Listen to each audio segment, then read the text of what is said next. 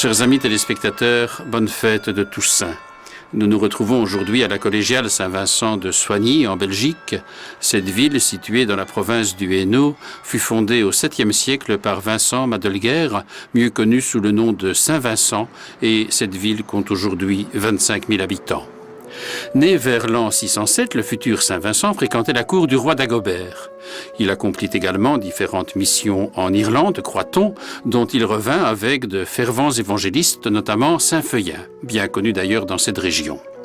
Vincent épousa Audru, qui, devenue sainte elle aussi, donna son nom à différentes églises et collégiales de ce diocèse de Tournai, dont celle de Mons, de Frameries, parmi beaucoup d'autres. Mais revenons à Vincent. Ces reliques furent très tôt l'objet de vénération et en cette fête de tous les saints, cette dévotion nous permet de rejoindre la foule innombrable et anonyme de celles et ceux qui sont les saints de tous les temps.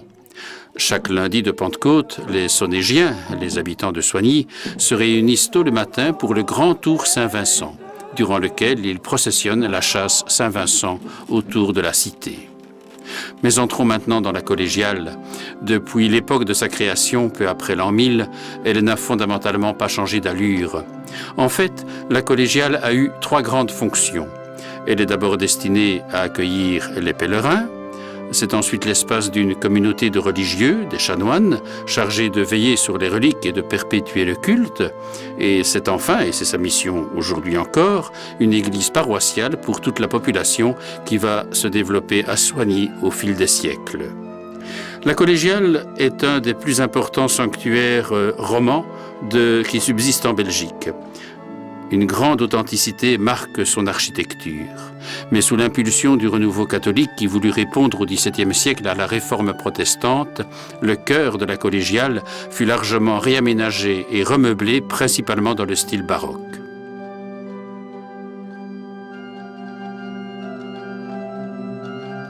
Aujourd'hui, Soignies est connu comme le centre européen de la pierre de taille d'Europe. Cette pierre s'appelle aussi pierre bleue ou petit granit. Les carrières, l'industrie du verre et l'agriculture forment, avec les commerces et les services, les axes principaux de l'économie de la région.